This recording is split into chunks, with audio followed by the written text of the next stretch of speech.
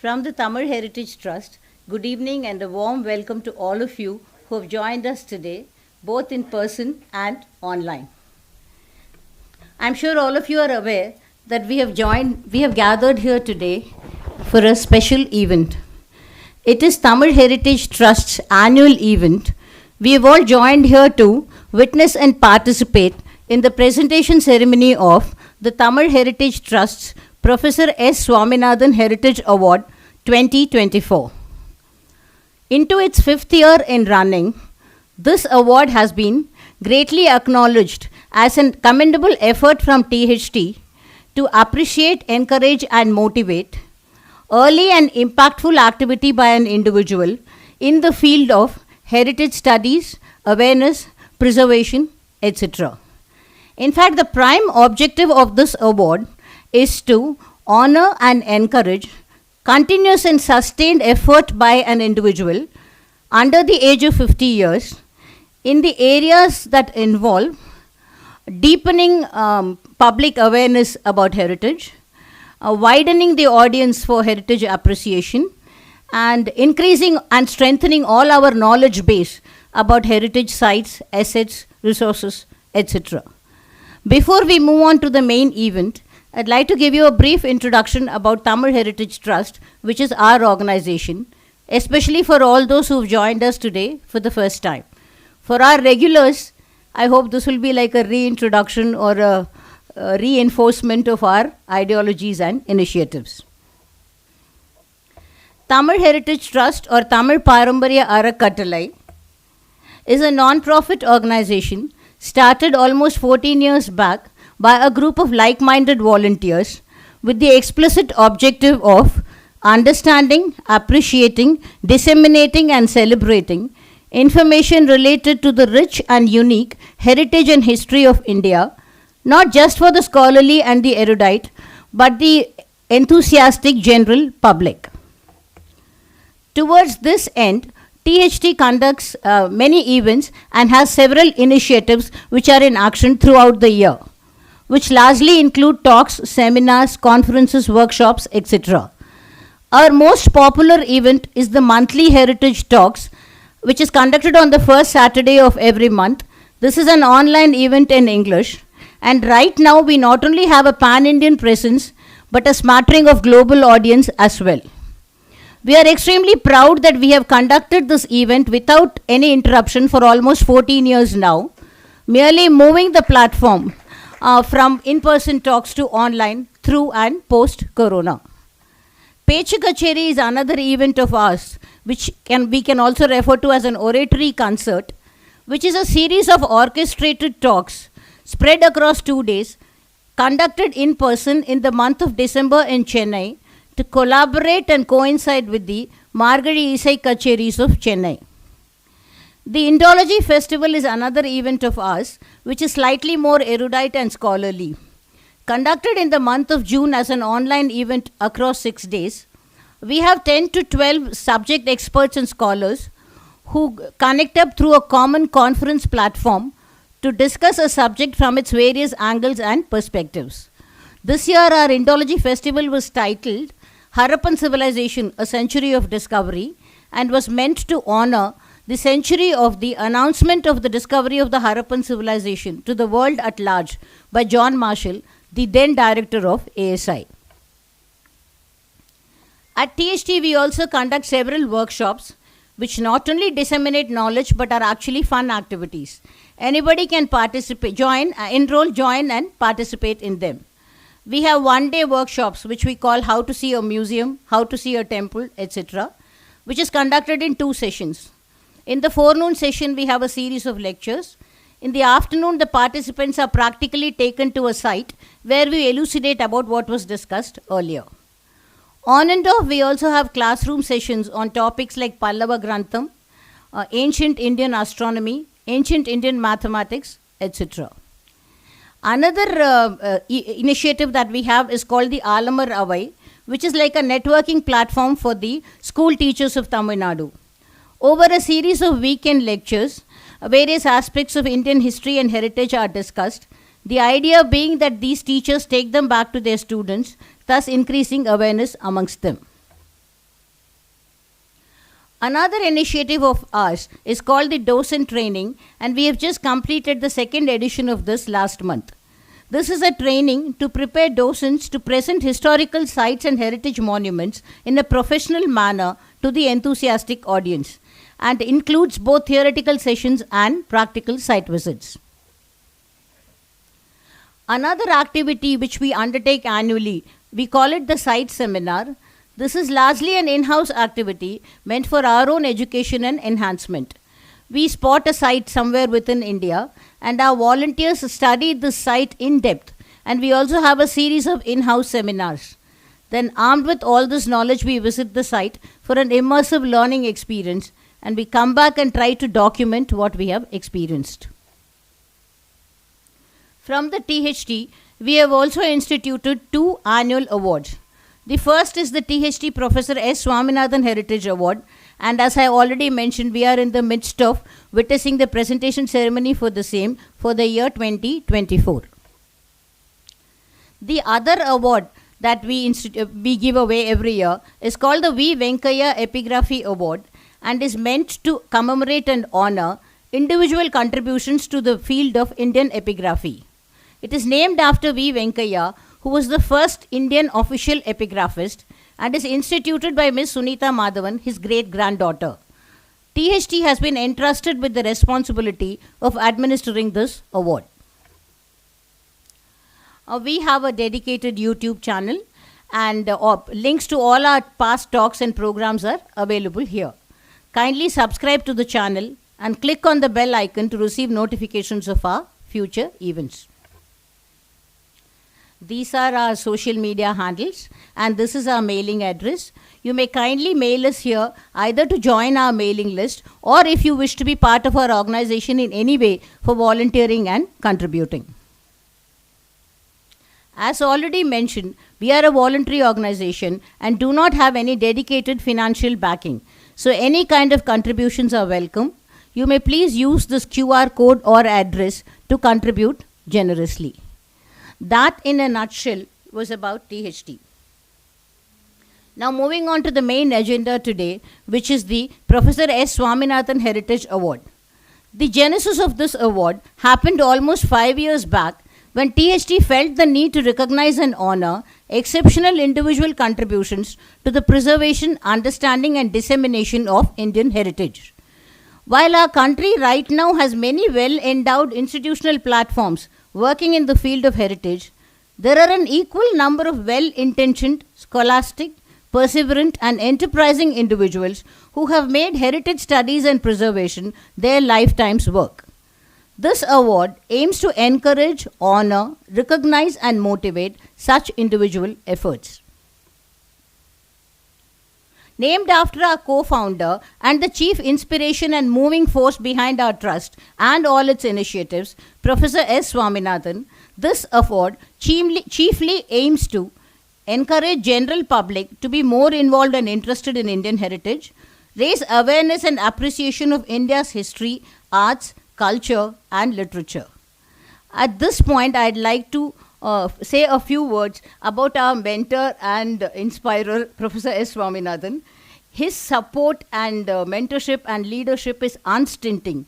He is actively involved in all our initiatives, not only for the trust as a whole, but individually he mentors all of us, and association with him is priceless. A very warm welcome to you, sir, and your family who have chosen to grace this occasion in person.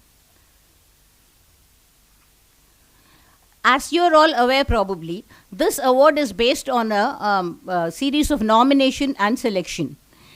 Anybody can nominate either themselves or people close to you.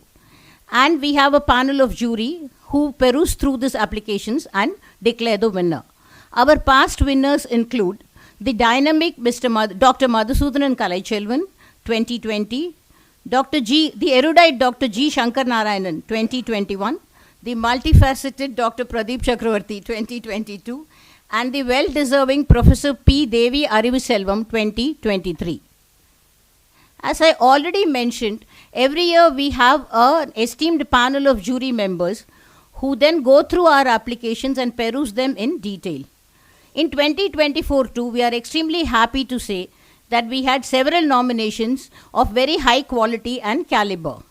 And we also had this esteemed jury members, which included Dr. E. Shivanagi Reddy, Chief Executive of the Cultural Center of Vijayawada and Amaravati, Dr. Sudeepa Ray Bandyopadhyay, Professor in the Department of Ancient Indian History and Culture, University of Calcutta, Mr. Ramesh Gauri Raghavan, Director, Institution School of Language and Literature, and our own Dr. Pradeep Chakravarti, Popular Heritage Expert and past winner of the THT Professor S. Swaminathan Heritage Award.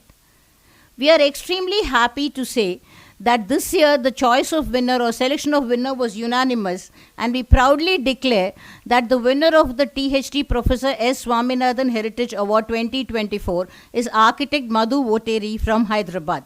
A big round of applause to her and a very warm welcome to you.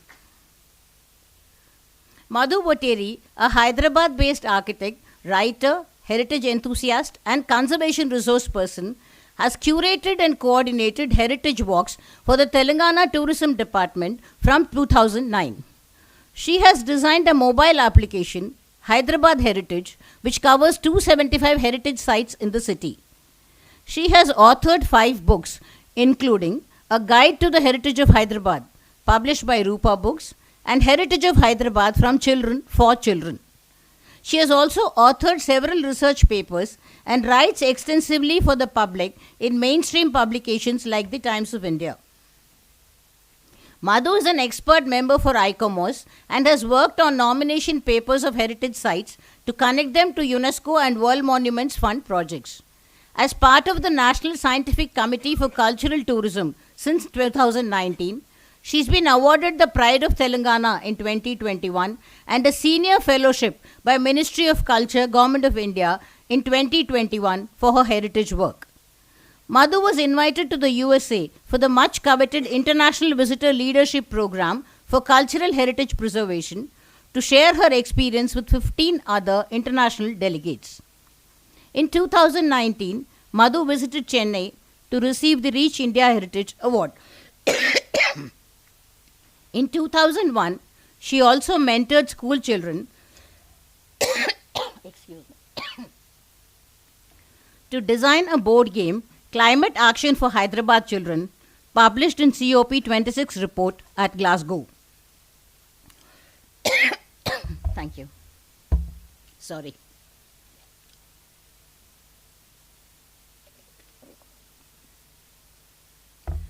Originally from Lucknow, the northern part of the country, Madhu completed her Masters in Architectural Conservation from the School of Planning and Architecture, New Delhi, and moved to Hyderabad in 2005. From then onwards, she has been consistently involved in promoting the history and heritage of that city, even through the Corona period. In fact, her book, Magnifying the Miniature, was written during COVID-19. Madhu loves her sustainable life and feels blessed to be Pride of Telangana. Glad to be part of the team of architects at ASPA, Hyderabad, Madhu is thankful to the Almighty, her family, and everyone for this beautiful journey. I now request Professor S. Swaminathan to take the stage and do the honors of handing over the award and citation to Madhu.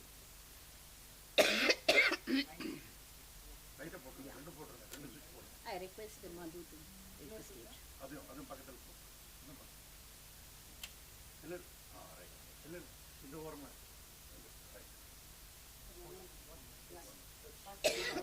I think we should close this.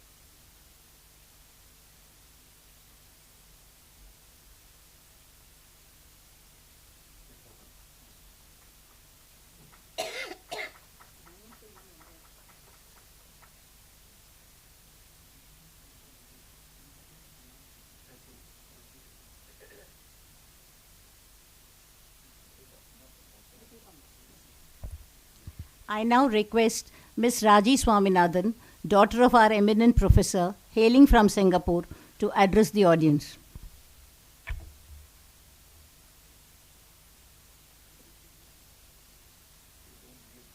I don't think I need.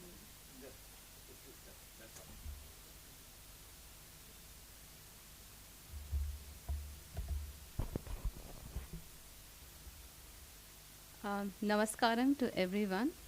It's truly an honor to share some personal reflections on the importance of preserving our heritage and the remarkable work that Tamil Heritage Trust is conducting, led by my father, Professor S. Swaminathan. Growing up, our evenings and weekends were spent helping Appa meticulously cut newspaper articles. There were a whole system. First, we will gather all 3 different newspapers, and Appa would carefully mark each page with the articles, and then we'd cut them out with precision. And finally, cataloging them in beautiful portfolios. Those portfolios were Google's before the internet ever reached us. And Amma, she was the guardian of this operation, making sure this weekly and monthly newspaper clipping madness was protected from her active children and all the other natural disasters that we go through. Beyond this, Appa's deep passion for India's heritage and his relentless efforts to preserve it through lecture demonstrations have left a lasting impact on us. As a child, I'll sit through quietly at the back of the room, ready to click through PowerPoint presentations when given a signal by my dad. Just yesterday, I was looking at Appa's presentation and pleasantly surprised that it has now become 800 PowerPoint presentations, and it's still growing.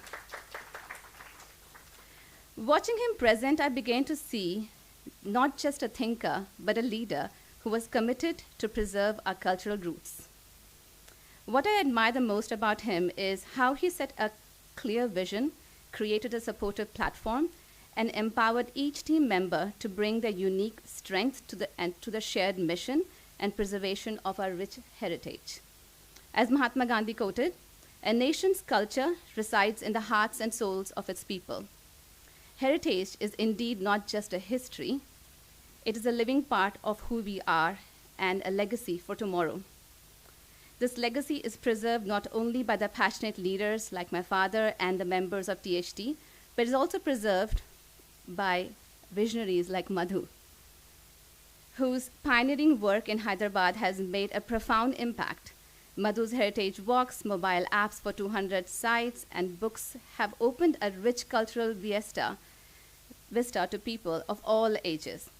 Her efforts remind us that preserving history is not just about archiving the past, it's about bringing it alive for future generations. I offer my heartfelt congratulations to Madhu for her unturning dedication and wish her all the very best as she continues this essential work. May her contribution inspire many more to honor, protect, and celebrate our shared heritage. Thank you. Namaskaram.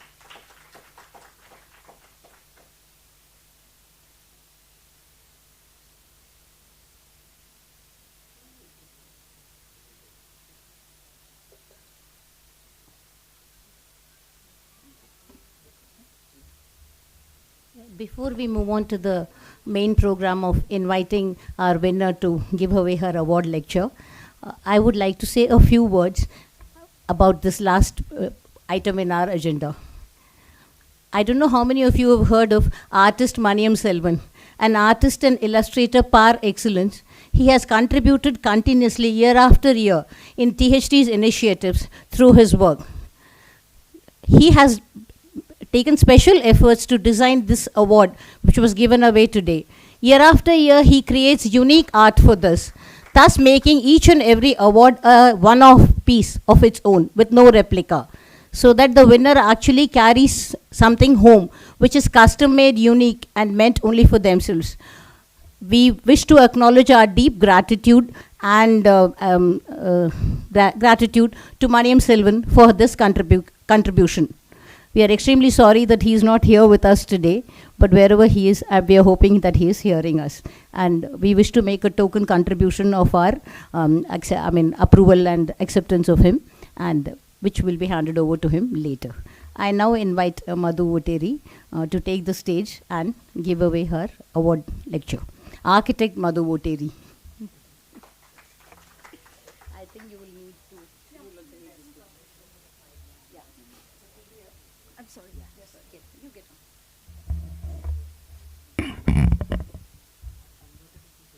Sure. Just check the fire slides once and then you can. Yeah. There's a PDF. That's the one. Yeah, this is enough. You want full screen? I'll just check the last slide. You want full Yeah, screen? you just check the slide. One second. You go to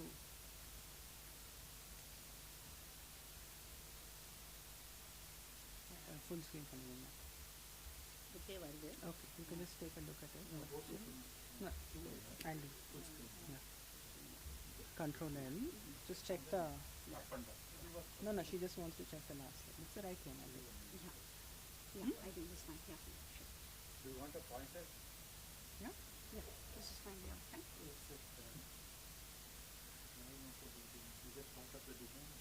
No, it shouldn't be there. Description automatically generated like AI mode.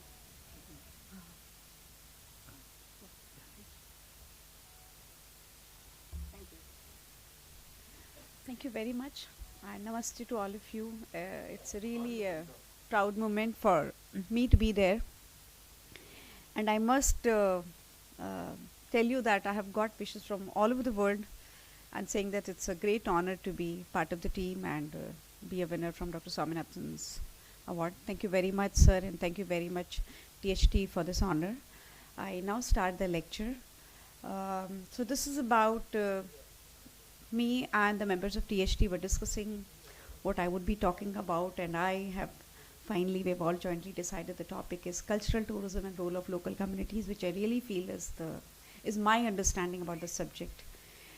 So the pictures what you are seeing to the extreme left, the first picture is about me being with the students of ZP, Zilla Parishad High School, which is actually, I would say, practically at walking distance from my house.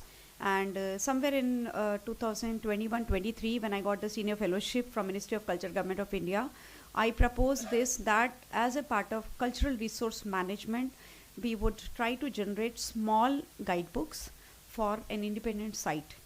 So to do that, I will not be doing those books. I will do the capacity building for the teachers, for the students of grade 8, 9, 10th, 11th, 12th. Based on their presence and proximity to a heritage site, this work will be done. To start that, as we already know, we had the COVID time. The fellowship had extended for 2 years. It was actually 2019, 2021. But by the time I got the clarity on that, the COVID was still there.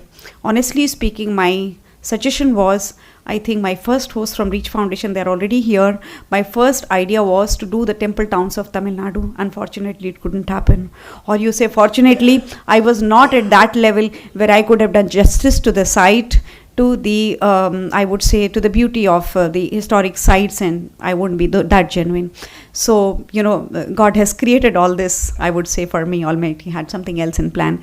So then I thought, okay, let's look into our backyard, what is the heritage, and this is what we come for then.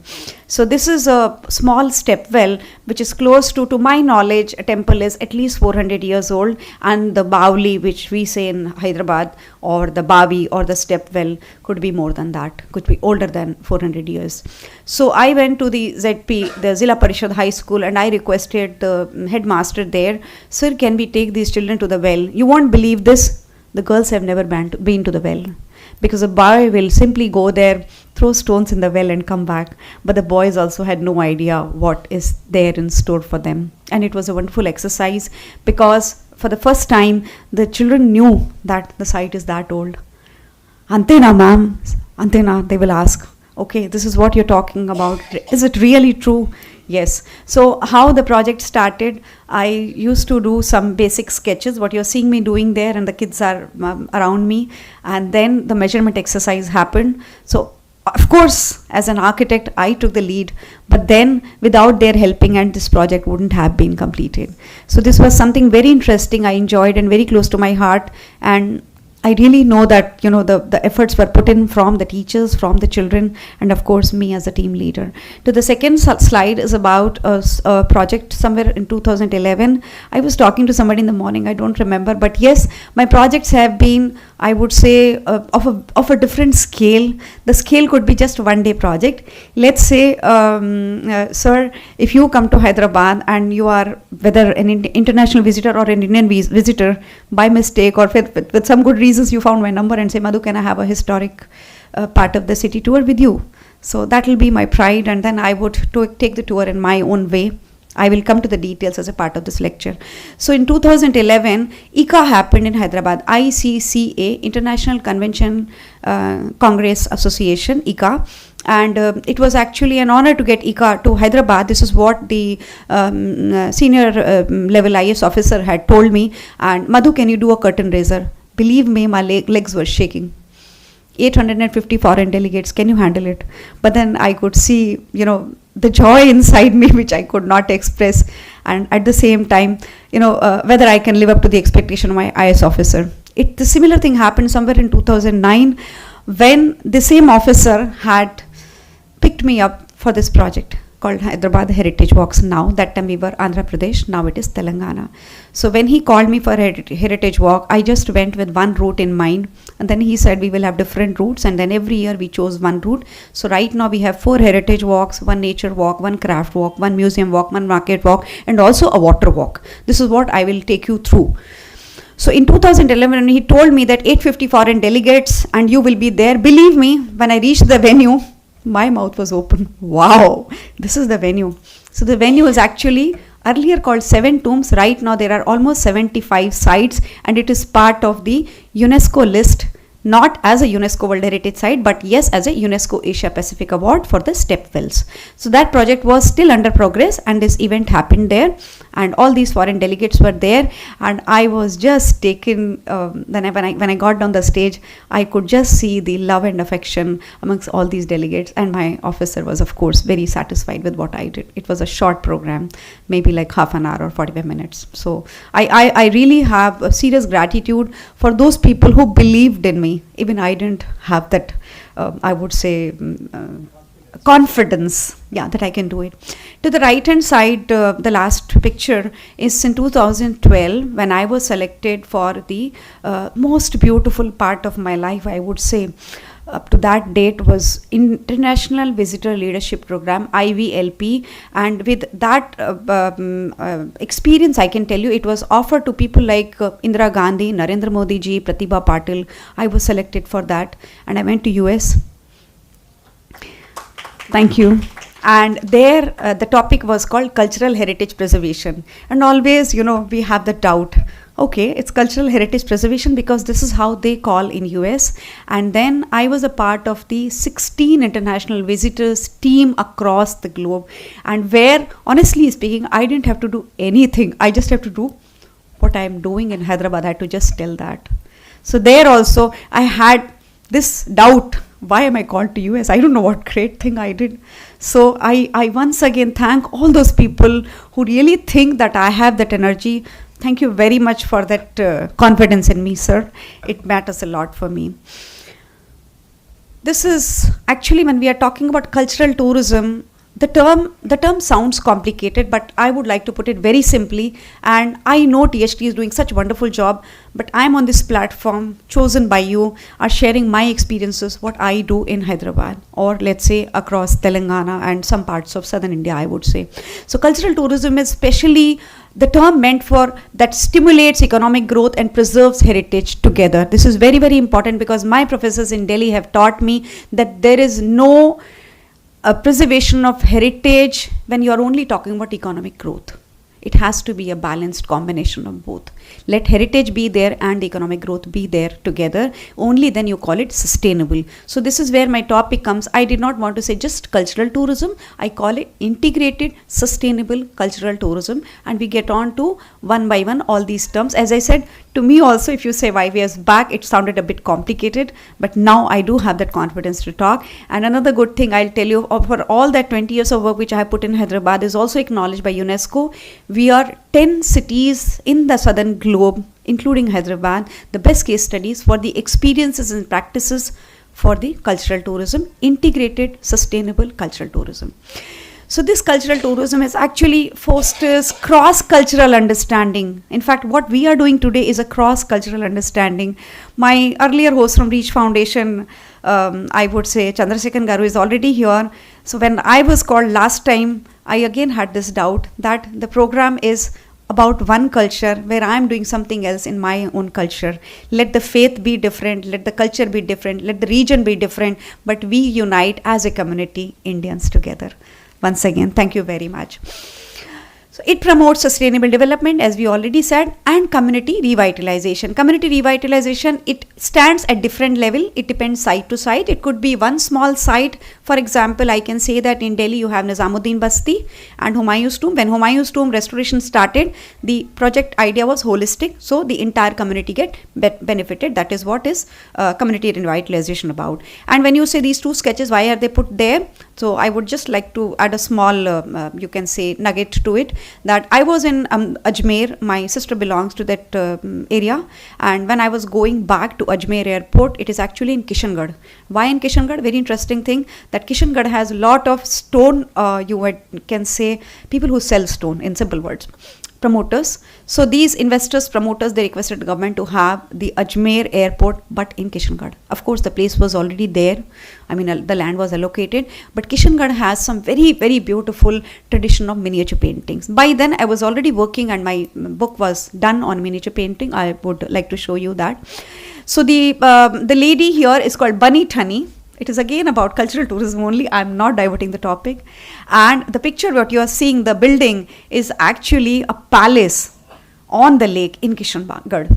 Such a mesmerizing place. I got up early in the morning, took 2 hours extra before reaching airport, and I convinced my driver he will show me Kishangarh. So this is, I would say, my journey. I stand here where my people from my family have not come with me, of course, for the simple reason that there are elders at home. But within that limitation, can we do something for our own country, for our own people, for our own children, is what I think on a daily basis. Cultural tourism include, but not limited to, architectural and archaeological treasures. We always think that architectural treasures or archaeological finding, only that make cultural tourism, but it goes beyond that. We'll see that. It involves culinary activities. So I'm thankful to my host today, both the host, my older host and my latest host, THT and Reach Foundation, to give me culinary experience of Tamil Nadu and Telangana both. Thank you once again, sir and ma'am. I would like to add Hyderabad culinary experience. I have been part of UCCN, UNESCO Creative Cities Network. So Hyderabad is on the map of UNESCO for this Creative City Network, and our city is city of gastronomy. So we are known for biryani, biscuit, halim, and what all you name for. You come to Hyderabad and an entire platter is waiting for you. Now, another thing in cultural tourism is festivals or events. These festivals are, I'm just trying to give you a simple example, very famous Navaratri and Uttarayan. So in Ahmedabad, you celebrate Uttarayan festival. So also it is about historic or heritage sites, monuments and landmark. We already know about it, museums and exhibition. National park, for example, we say Kaziranga National Park. So this is, of course, as I told you, beyond being the architectural and archaeological treasures. It's part of cultural tourism. Another is religious venues. So a lot of people come to India to see Durga Puja, which is, of course, now part of intangible cultural heritage of UNESCO. And oral traditions, like we do Burra Katha in Telangana, Hari Katha, and Yakshagan in Karnataka. So these things, and also performing arts, rituals, knowledge and practices concerning nature and universe. I would like to add an example here. Right now I'm representing my region, Telangana. I work in an architecture college as an associate professor called Ashoka School of Planning and Architecture, where almost around 60 kilometers from there, it's world's only temple where we have a unique shadow formation right behind the Shivalingam. It's called Chaya Someshwara. Chaya is, of course, the shadow, and Someshwara is related to Lord Shiva. So when you enter the temple from the southern side to eastern side, you see a Panapatta. I mean, the stone under the lingam is called as Panapatta in Telangana. So this Panapatta has a beautiful sun chariot with 7 horses, which we hardly notice when we go there because we only see Chaya. So the east side is Surya, and to the west side is Lord Shiva, of course Shivalingam, which is little, I would say, not on the entrance level of the temple, little below that. And right behind the Shivalingam is the shadow formed. Interestingly, there is no direct sunlight in the temple. And to the northern side is Vasudeva. When you sit in the Rangamandapam right opposite Shivalingam, between the Shivalingam and the Surya temple, you can feel the vibration. I have been there multiple times, but the last time I left my student on the bus, I said, give me 2 minutes. I just ran and I sat there. I could just feel the breeze which is coming from the Pushkarini, the temple tank, right at the entrance, main entrance of the temple. And then, as I said, eastern side Shiva and eastern side Surya and western side Shiva, and then Vasudeva. You are actually trapped by these 3 gods, and then you say, sit there and meditate.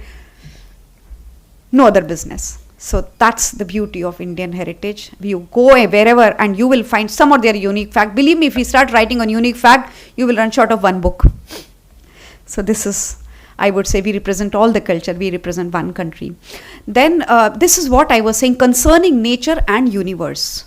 The Italy, I would say that there's a scientist in Italy, they thought about this program, talking about the shadow and how the shadow formation has happened somewhere in 1700 date, and the temple was already ready in 1400 date. So we were, of course, 300 to 400 years before time for them. To the right hand side, I am writing cultural tourism that is sustainable and integrated too. Can we do that? So these are 2 pictures which I have put to the left hand side image. The smaller image you are seeing, I have taken a program called Museum Walk where I train the school teachers. So by nature, I have been sustainable. I try to always. So when we were doing this program, I straight away walked up to the government officers and I told them, ma'am and sir, when we are doing this program, we should look for the guides. Who are the guides? The guides, let the guides be the school teacher itself. Because when the school teachers have learnt it, of course, they'll walk up to the museum and they'll bring their own children. So that's the sustainable method I thought of. Because school, if you tell them you pay 500 rupees to the guide, they might shy away, they might not come. Depends on what kind of school is that. Keep the money part aside. If you train the teacher takes back the idea to the classroom. Of course, teachers should be trained for these programs, and I know THT is wonderfully doing that. To the right hand side is a picture.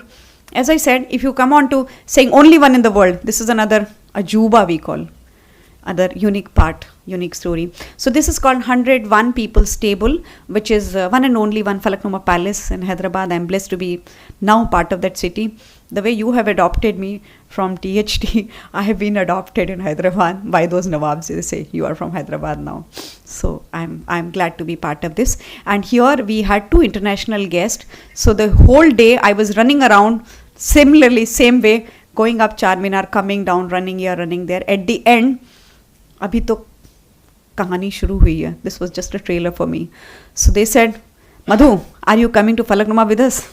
I was like, oh my God, whole day I've been running around. I'm not in a condition.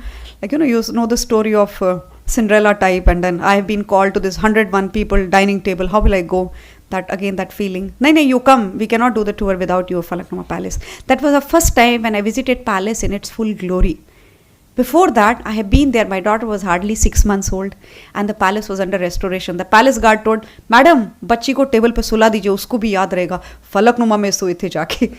The child was still infant and I had the joy of making her, sit on the table. So this is that table. The beauty of the table is when you talk any part of the dining hall, only Nizam can hear you. That's the beauty of it. So Nizam got it designed like this. Kuch bhi gadbad hogi, I'll get to know. So no messing around with our royal families. Yeah, this is sustainable tourism, appreciating local. So here this slides tell you to the left hand side we have a temple. It is called Ammapalli temple. Interestingly, Hyderabad does have good number of stepwells and historic temples. We do conduct temple tours, mosque, tombs, whatever comes. I mean, as a architect, conservation architect, my religion is heritage, my faith is heritage. In the center, we have Yakshagan, which is, of course, from Karnataka. And to the right-hand side extreme, last picture is from this is Telangana in Warangal. This is Padmakshi Gundam. So we are just trying to say that nature and built exist together when you talk about the historic sites. But then when we come to the modern sites, I mean, I know that, you know, the exceptions are always there, but most of the time nature has to suffer for a modern building. Why that? When we could do all this in past so very well, why not now? Sustainable tourism, appreciating the locals, their culture, their tradition, their work. So I would say, what is local? Your home hosting is local. Your private garden tour is local. We do that with a lot of pride. I have some 500 plants in my house, and I do by keeping a national tree in focus. Our national tree, we all know, is banyan tree. Hindi mein si bad ka ped. It is actually, we are blessed to be around the banyan tree, and my neighbor comes every puja once in a year and she say, can I take down the stem of a tree? My family members will shout and say, tell her to plant a tree in her own house. Trees are not supposed to be cut. And when you go and ask her, पागल हो क्या, बड़ का पेड़ कोई घर में लगाता है? You fellows are crazy. You want to put ficus in your own house? I said, see how the world has changed.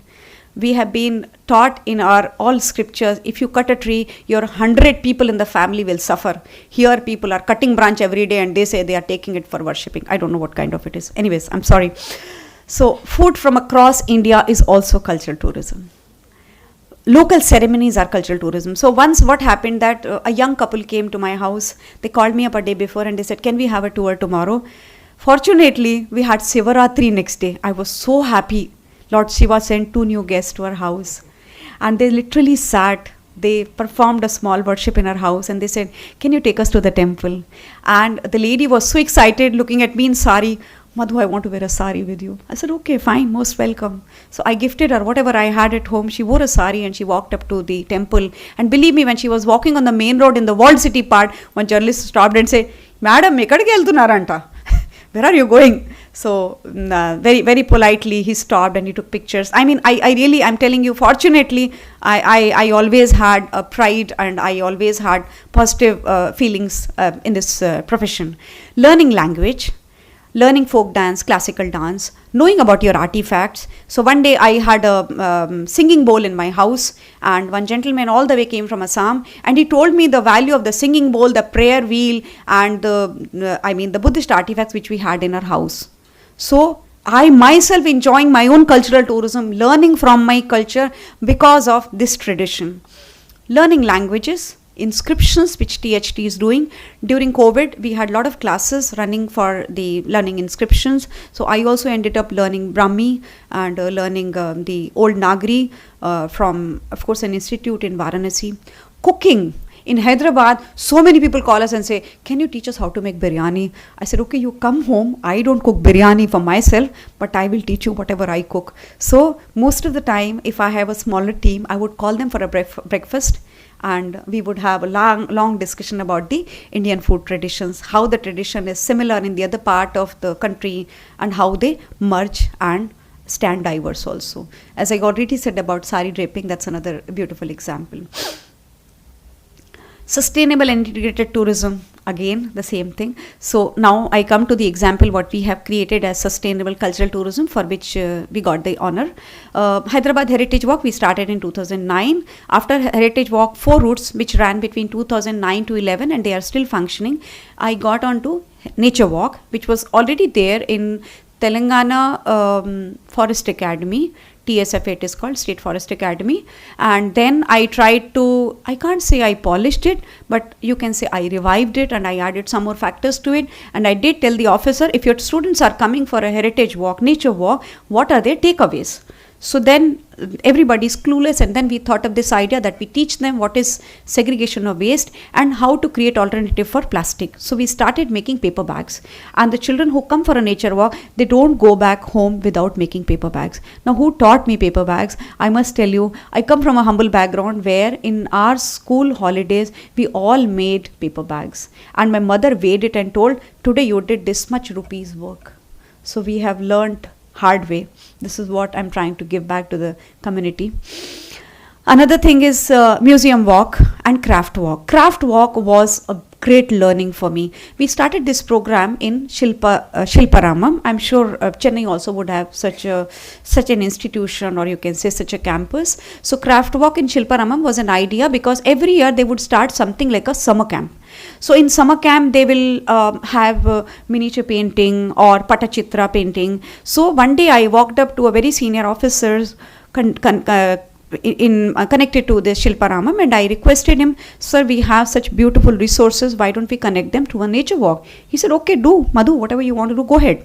And then I went with him to Shilparamam and I identified the program. Immediately on site, I gave him a brief, sir, this is what we want to do. Cheyandi, cheskondi, go ahead, do it. Okay, fine. So then we started something called a summer camp, more professionally, more organized. It is working till date, and a craft walk. So craft walk means a group of 100, 50, 25 children will come there, and they will go to every counter, and at the end 2-3 craftsmen will come, craft person will come, and they will talk about their craft. They will actually demonstrate it. And also not only in Shilparamam, the crafts person could walk up to the school. The idea is still there. Some people contact us, some school teachers, school administration, and they take the craft persons to their school. So this is also again giving back to the community. As I said in the starting, the tourism must be connected with the economic growth. As an individual, I keep trying on those lines. Another one, we say museum walk. This museum walk is something very, very interesting. I will show you in pictures. So we have a museum, it's called a prehistory museum, where we have, it's called Centenary Prehistory Museum, and across the museum is a gun foundry. In fact, there were many gun foundries. I'm sure you all would know about this, that Tipu have made some gun foundry. Before that also they were there. If we talk about the history of gun foundries, I remember I have seen one huge one in Jaipur in one of the forts, and the foundry is still in a good condition. I mean, you can go and see that. So in Hyderabad, we found a small foundry right opposite the museum. So I gave this idea to our government offices. Let's have a museum walk where we see the museum and where we see the foundry also. Whichever state it is in, let's make it clean and then conduct the program. And believe me, the joy we had from the girls and boys. One fellow will come and say, ma'am, barut kaise banate? How do you make gunpowder?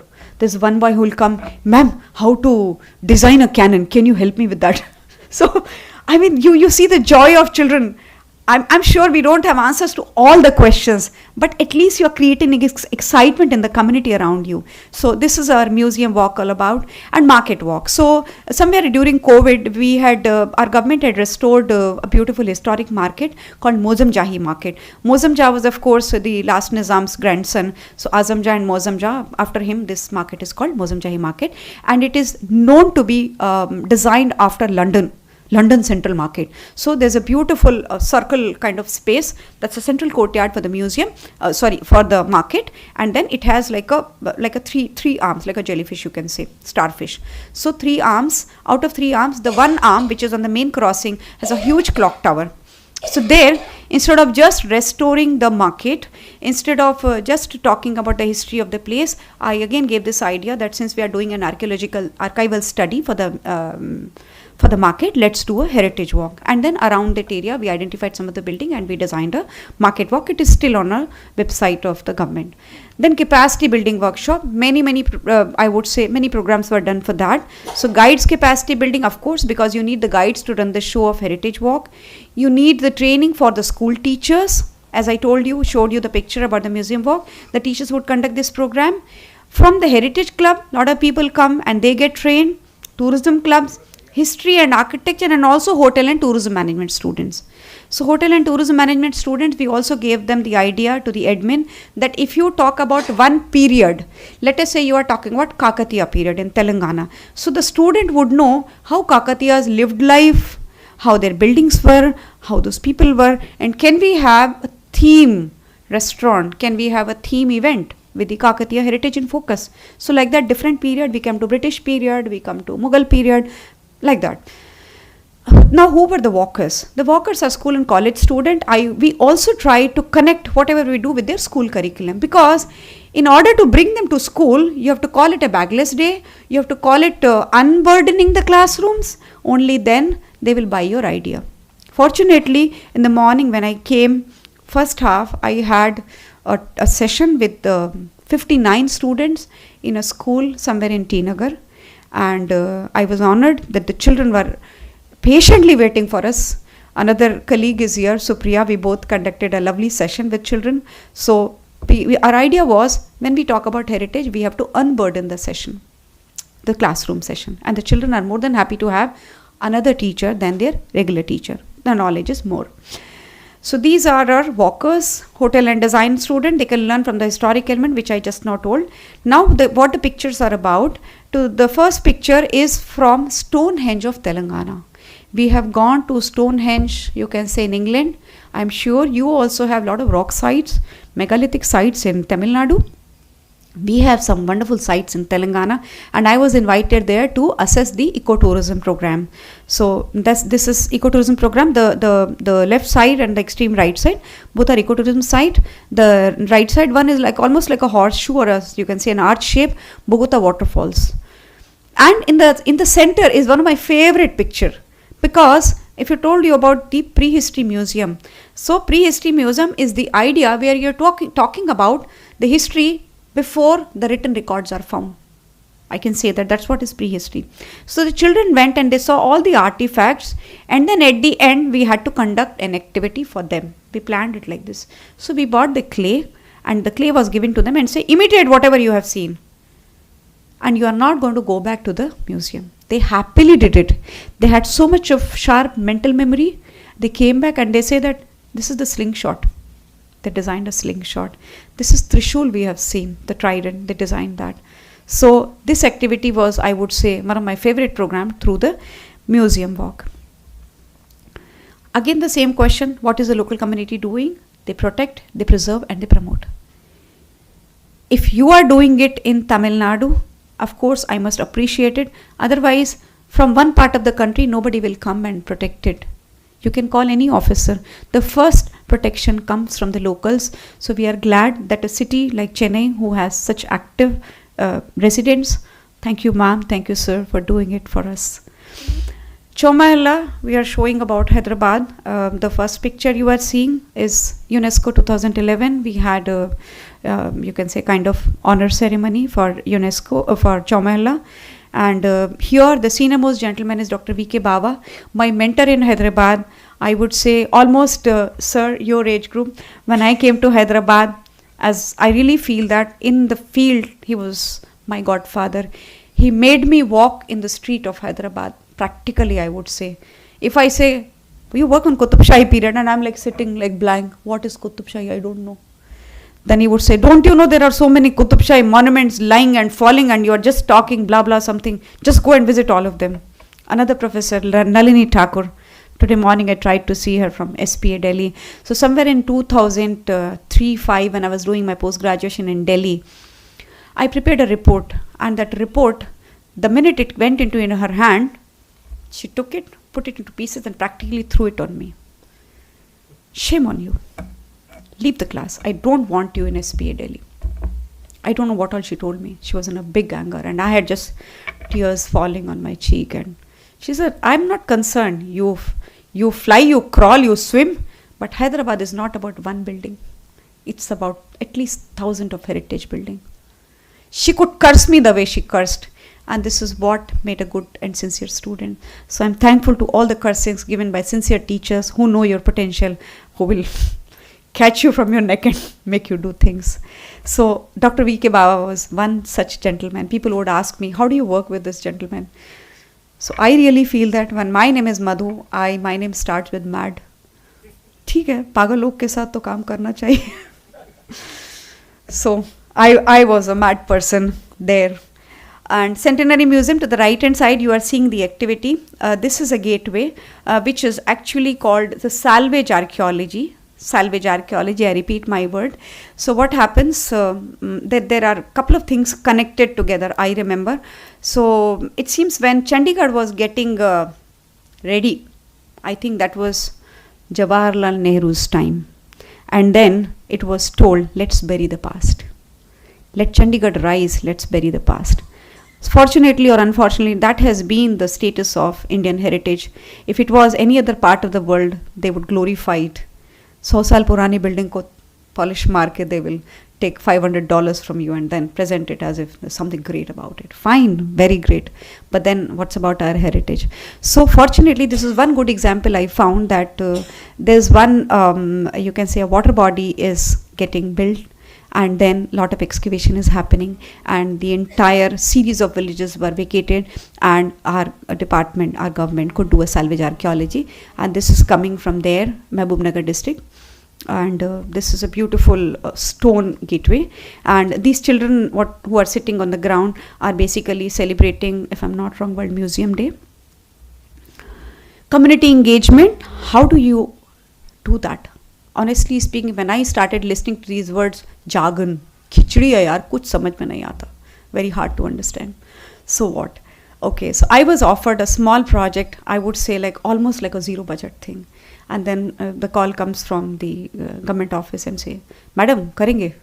Then I asked, what's the fee? Madam, fees nahi hai. I said, karenge, because it's about children. Somewhere at the corner of my heart, nahi yaar, bachcho ke liye karna chahiye, you should do something about them.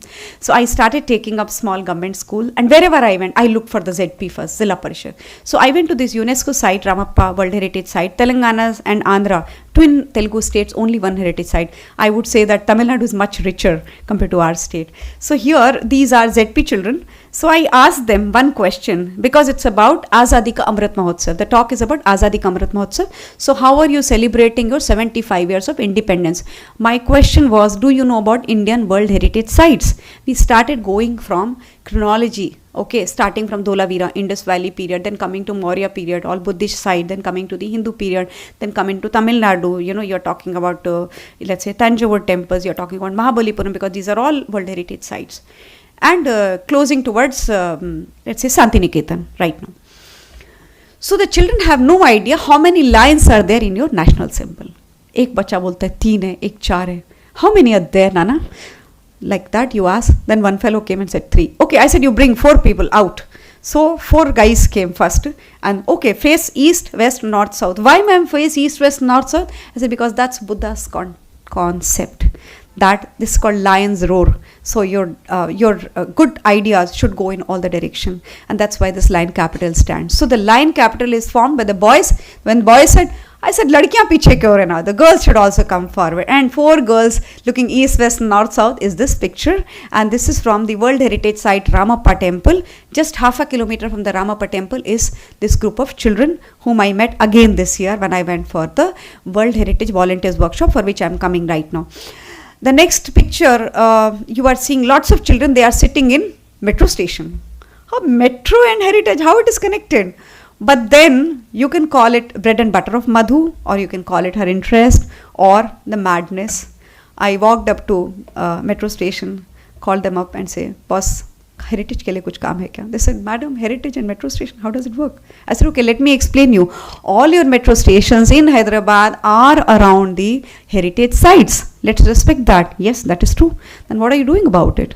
So I identified the days which are already declared by UN. I didn't do anything big. I identified World Water Day, and we decided that along Musi River we have a one big station. Let's celebrate the World Water Day there. Brilliant idea. We are also working for sustainability. Metro Rail people were happy, and we designed this program. And the children never heard about celebrating World Water Day with school children.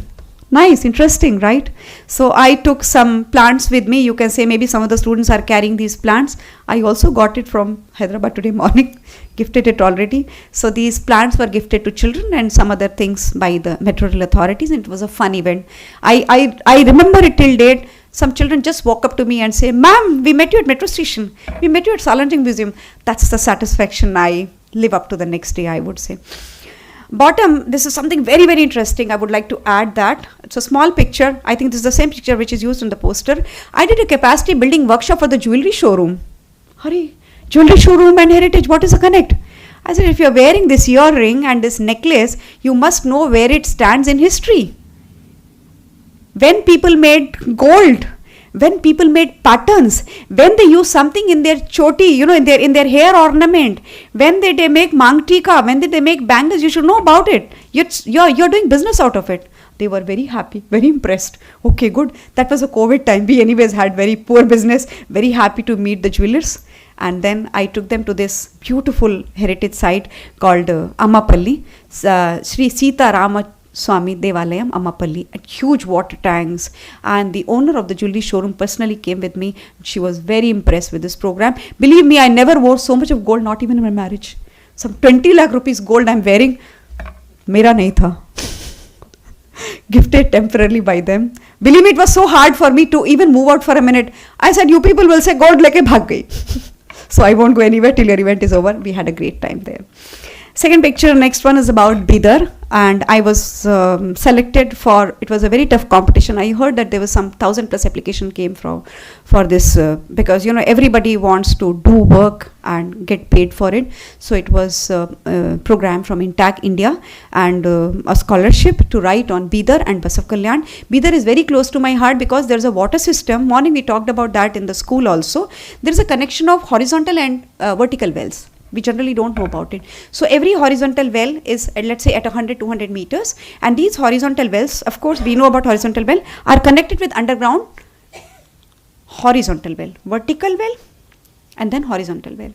So that's Bidar. So Bidar have now water heritage, of course, and the built heritage, which you are seeing here, architectural heritage. And the next site is from a water walk. Water walk, honestly speaking, I never got paid for water walk. It is my own interest. As I told you, the temple near my house where there's a well. So I would go one Saturday. If there are a good number of people from that area itself, fine. This is a capacity building for them, awareness for them. Let's conduct the program. I'll do water walk. My daughter is here. She would also come for a water walk. We'll have fun and we'll go back. So this is a water walk. The last picture is also very, very interesting. All India Radio and Heritage. This sounds very interesting. I get a call from All India Radio and say, Madam, Heritage Day pe kuch karenge. I said, wow, lovely. Let's go. Again, the same question, finances. Fine, whatever they paid. Happy, because it's all about children. You are taking children out. You yourself are getting out of your boring daily routine. Just sitting on laptop, working, drawing. Fine. 4 बच्चे मिलेंगे, हंसने को मिलेगा यार, खुशी का मौका है, जाओ. Feel good about it. So these are the girls. You can see their face. They are so happy there. They said, Madam, हमने कभी All India Radio नहीं देखा. हमने भी नहीं देखा. I have never been there. Let's go there. So this is another interesting thing. And it is still there on YouTube. You can see it. It was a very interesting lecture involving the students, which you already saw, heritage walk, study tour. And yes, what do we ask for? Because this is called Bagless Day as per CBSC, and you have the session where you get to go out of your classroom. Workshops for writing book. This I would always like to conduct. I have not done that. It has been part of my agenda. Like I said, I have a friend from Kumbakonam. Let's write a book on Kumbakonam. Let's write a book on the Agraharam, whatever is remaining. Because I agree, heritage will go. How much ever we try. You will not find 100% what you have seen in your childhood. What I have seen in my childhood, my child will not find it 100%. So let's document it. That's the Western way of looking at heritage. But then Indians must also learn from that. If you cannot create a balance, if you cannot have sustainable development, let's at least document it. Let's tell the stories to the children. This is what we had. If you can, I'm sorry, we couldn't keep it for you. So yeah, so this is what workshop on writing books and World Heritage Volunteers Workshop. I'm just coming to that. So the picture is about Hampi. So what happened that, I'll tell you the fact. I wanted to take my child out. I can't do it alone for XYZ reason. So what will I do? Arey, chalega kya? Hampi jayenge. Let's go to Hampi. Okay, I'll ask my child. Ask your friend. Her mother will come. Ask your friend. And then we will have at least half a dozen mothers ready. Mission accomplished. Now what if these 6 ladies are going? Why will they go with me? Think about it. They're not paying me. That's one thing. Second is, they can go on their own, right? With their own family members. Why will they come with me? So I do a capacity building workshop for these children, what they will do on the site. So we will have 3 to 4 months plan in advance. Ticket book ho gaya? Final. We are going, right? What next? Tomorrow we will have an archaeoastronomy class for grade 6 children. Sounds very complicated, right? But then when they come home, what do? We do a storytelling on Purnima day. It's a full moon day. You don't need lights, right? Switch off the lights. The next slide is about that. So one mother will call me, Madhu, it's been a long time you didn't do a Purnami workshop. Bachcho ko bulao. Let them be out in the evening. We can do that. So this is about Hampi. That's about the gun foundry, which I told you, related to the museum. Okay, you can see a lot of children, school children around it, and they're asking these questions, how to make gunpowder, how to design a gun. And the last slide, the last picture with the blue and gray students, This is about a typical heritage walk. And interestingly, Hyderabad has even the British architecture, you can say European architecture. So when we teach a Greek and Roman period to architecture student, I said, boss, you don't need to go anywhere, just come with me. I will show you. Hyderabad has everything. All scale, all design, all elements are found there. These are works of student which I'm showing you. You can see a girl, she's working, she's actually coloring on the inscription. And this inscription is from Veistambala Gudi, 1000 pillar temple from Warangal. A beautiful inscription is there. And that inscription is about Lord Shiva. So there's a Shivalingam. Under that you have this Nandi, you can see the bull family. And under that is a Raja, along with the Raja. You can't see all that. I have to put another slide for that. And the Raja and the preceptor, the Pujari, you know, the senior person who's telling him what to do. Of course, for the ruling part and also for the ritual, you can say. The pencil drawing, what you are seeing, the scribbling part, it's a recent one. As I told you about Chaya Someshwara temple. So when I took all the children for Chaya Someshwara temple, these are my first year fresh batch. They are practically children. They've just entered architecture college. Ma'am, why are we doing this? Then I asked, first ask yourself why you're doing it. And this boy ran and brought a butter sheet. Ma'am, I want to do the scribbling. I also want to see how the inscription is seen on the butter sheet. When the inscription is ready, ma'am, should I submit it to you? I said, what do you want to do that with? What will you do with that? Ma'am, I want to keep it. It's very nice, ma'am. It's good for my memory. I learnt about making inscriptions. Imagine he's making inscription with those scribblings. Happy, very happy. So this is what, it was a matter of joy for me, so I kept that. What you're seeing, the arched gateway, this is actually a Qutub Shahi period arched gateway from Mecca Masjid. Mecca Masjid is built at different point of time. There's a nice story I would like to share with you. When Mecca Masjid was getting constructed, who will lay the foundation? There was a complete silence in the court. And the question was asked, nobody, a person who has not missed a namaz in his life should lay the foundation. Again, there was a silence in the court, and then the ruler himself got up and he says, since the day I started doing namaz, I never missed a namaz in my life, and I would lay the foundation. So this was about Mecca Masjid. Interestingly, when Mecca Masjid was getting constructed, it was told that whoever completes it, that's it. His reign will get completed. So the last Qutub Shah tried to complete it. His reign got completed. His rule is over. Then the Mughal ruler came, Aurangzeb. Aurangzeb was asked a question. In the court, people requested him, can you please pay for the mosque construction? He read a couplet, Kare dunya tamam naqasad, har sagirat, mukhtasar girat. What does it mean? Why the hell you started a mammoth project in your life which you couldn't complete it? Man, get off. I'm not going to pay for it. Okay. So then he said, I will pay for it, but a minimum sum was paid. So if you come to Charminar, you see the minarets are like, if this is the Charminar cuboid, double height is the minaret. So one scale is this, another one is here. So like 1:2 you can say. But the other way around is Mecca Masjid. It is 1/2:1. So because the money was not paid for Mecca Masjid. So all these stories we tell to the children. So that's the secondary gateway, the original gateway I would say, which was made, the smaller one. And the smaller booklets which you are seeing, they are with me. They are for you. I have kept it. These sketches, and these sketches are basically, we give it to the children like a token of appreciation when you conduct a program and say, okay, you learned something about heritage. I'm happy you did a lot of question and answer. You should get the gift, and you should stitch a book like this. So they are hand stitched, hand sketched, handcrafted books. And what you are seeing is a model, physical model, architectural model. They are done by a lot of school children. This is how our Chaya Someshwara looks like. So what you are seeing is the entrance part. As I said, you enter from the south, and where I am seeing to my right hand side, as I said, east side is Surya Gudi, and to the west side is Shivalayam, and the opposite side is Vasudeva temple. This is World Heritage Volunteers Camp. As I spoke earlier about this, so World Heritage Volunteer Camp is mainly meant for the World Heritage sites and also the sites in tentative list. So I want the similar program to be applied, because you have to apply to UNESCO. Maybe we can apply for Kanchi. If I happen to see Kanchi tomorrow, maybe I'll have better inputs to tell you, and then we can apply to UNESCO. Generally in the month of November we fill these applications, and then maybe around next year, around August to November, you can conduct these programs. You actually don't need lot of money for it. It is both ways. Government supports something, and then the people who come for the workshop, they support the program. In fact, we can do Mahabalipuram and Kanchi together in Chennai. So you stay back in Chennai, you go to Mahabalipuram, go to Kanchi and come, and we can do this program. So to the left hand side is capacity building program. The person who is getting honored is my senior. I would say that I give the credit to him to invite me to the team, because he's the one who wrote the nomination for Ramappa Temple and the Kakatiya Heritage Trust. So I find that The name sounds so similar, Kakatiya Heritage Trust and Tamil Heritage Trust, so I'm happy to put this here. And the senior most gentleman is Dr. Panduranga Rao. He's a person who entirely worked for the nomination. It took 14 years almost to get our nomination clear from UNESCO office. And to the right hand side is of course me, along with me, my sister in green and two of my friends and Professor Panduranga Rao for this capacity building, World Heritage Volunteers Camp. So the camp is designed for almost 12 days. Of course, first day and last day are formalities, but in between 10 days we do serious activities. The activities which you are already doing, talking about inscription, talking about architecture of the temple, talking about the nature around that, talking about the cultural activities, like I told you so many examples of cultural tourism. So all that packed together finally makes a World Heritage Volunteers program.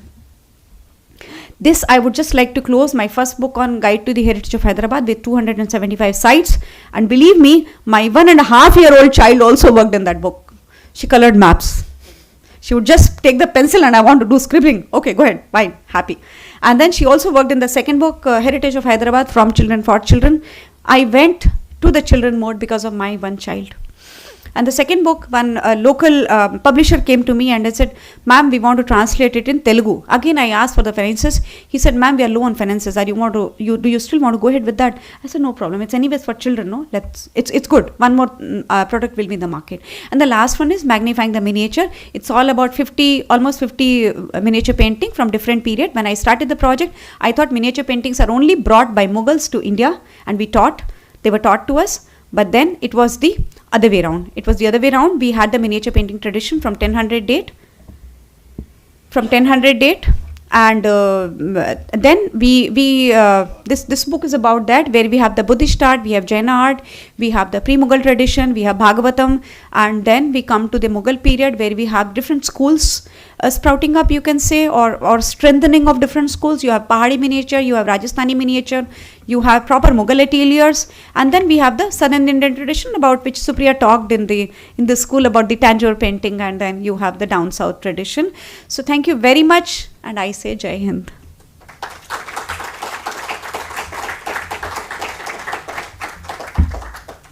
Any question and answer?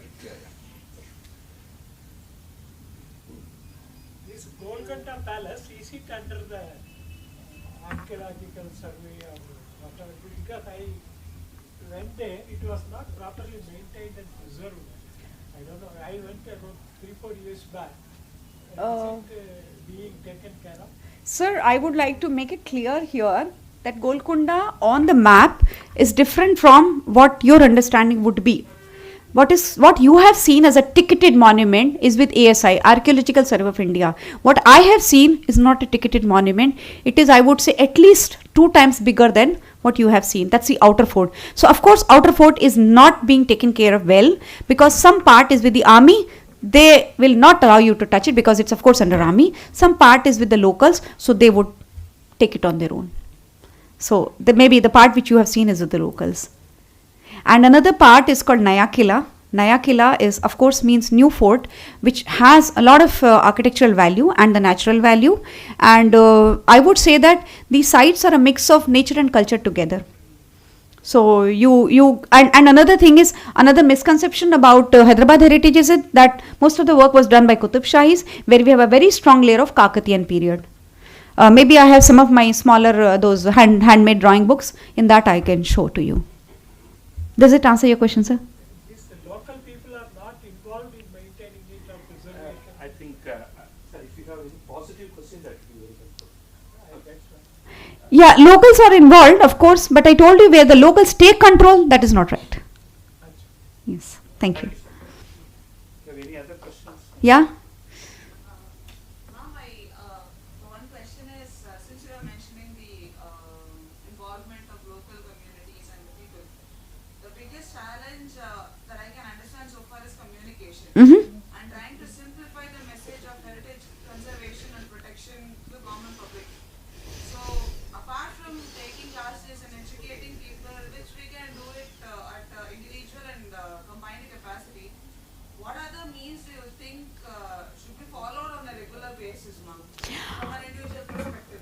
I would say that the first thing you should do, keep your backyard and courtyard clean, and don't throw trash here and there. Segregate the waste, because that's what annoys any visitor, even if I am, finally I'm a domestic visitor, right? So if I go to my own backyard, I mean our own city, Hyderabad, Chennai, Kolkata, wherever, where I see that the waste is not being taken care of properly, it annoys us, right? So are we taking care of waste in our own house? Let's ask this question from ourselves. I am doing that. I can tell you this with honor. So if we take care of our own waste, that's a first step towards, they say, no, cleanliness is godliness, Swachhata Abhiyan. So we should first work on cleanliness. Let's not destroy our heritage site, but just because we have the trash and they have this place to dump things there. Thank you. Yeah? I'd like to ask a question. Yeah, please. The work that you are doing with students is really fantastic. Thank you. We would like to learn from you how you go about doing that, to see if we can replicate that here.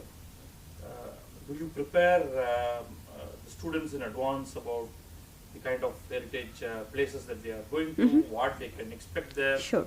And then you take them there and the follow-on activity that you talked about. Yeah. Can you talk a little bit about Sure. So first, let's say you own a school, okay, in Hyderabad, and you call up, say, Madhu, can we have this program? First, I will ask, what's a month? When are you going to conduct it? So, can you see the events calendar here? International Day for Monuments and Sites, IDMS, which happens on, it happens on 18th April. World Museum Day, it happens on 18th May. World Heritage Week, 18th November to 25th November. So based on this date, for your convenience, I will ask, when are you going to do that? Okay. So like I gave you the example of metro station. World Water Day worked out for them. And the location also, it's a river site. So first I ask your location. And I try to see if I have a heritage site next to your location. Because I want to call it integrated, sustainable cultural tourism. Integrated means involving everybody, all the sites. There is no site which is related to the faith because it's a heritage site. And of course, the idea of having boys and girls both and idea of connecting it. Then I ask which grade your students are in. What are you teaching them right now? So fortunately, the morning school where we went to, they started with this, ma'am, can we have a question for cultural assimilation grade 7? I have already taught cultural assimilation for grade 6, 7 and 8 with different, you can say, units. Then I asked them, do you work with international curriculum? They say, yes. We have a junior class also. I said, then why don't you add 6, 7, 8 together? What will you do? I said, I've taught miniature painting. How are you planning to connect 3 batches? I said, because I can connect 3 levels of history together. So, I will tell you, because you're asking me, I have studied after my own 6th, 7th and 10th, 8th, after my child's study, I re-studied those chapters. I relearned it. And I pointed out those things which connect with our history lessons, which are with our museums. So you have miniature painting actually in grade 6. So they tell you miniature painting and it is written that they were brought by Mughals. And I'm not saying they are wrong, but I'm just adding value to that.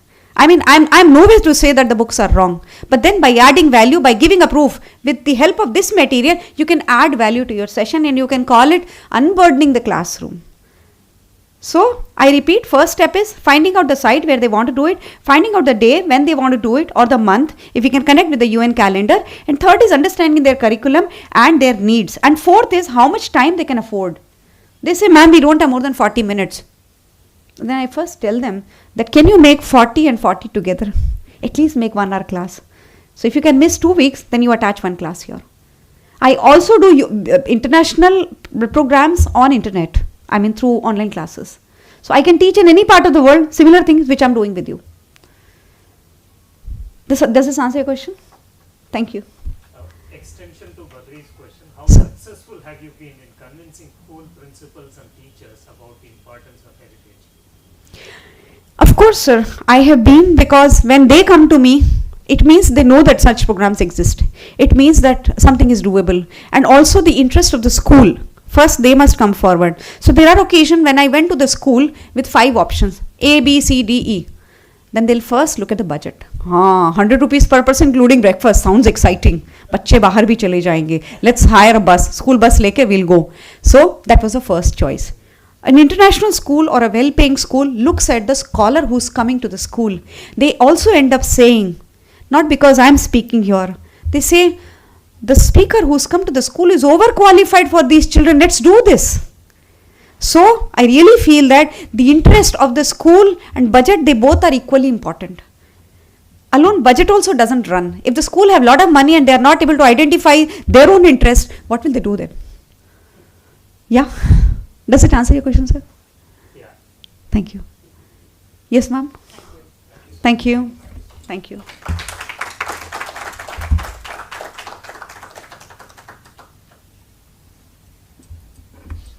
That was a wonderful and informative lecture and gives us a lot of ideas about activities which we can carry on in our own city based on this role model. I now request Kishore from THT to deliver the thank you note.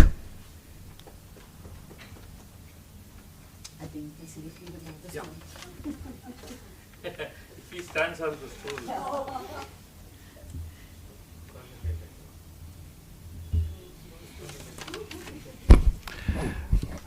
As we near the end of the program, we wanted to express our gratitude to a few people who have been instrumental in making this edition of THT Professor S. Swaminathan Heritage Award happen. First of all, we would like to thank all those who took the time to give the nomination, to send the nominations for this year's award. We had a number of nominations this year, and I think it is the nominations that really stand testimony to the strength of this award and gives us the encouragement and motivation to continue year on year. So thank you everyone to those who sent the nominations.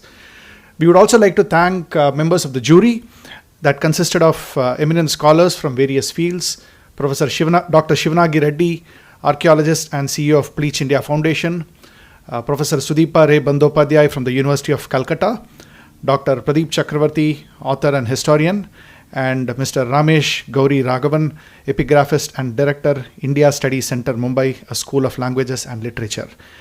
Their attention to detail and meticulousness in this whole award selection process has been extremely valuable. So thank you to all the members of the jury.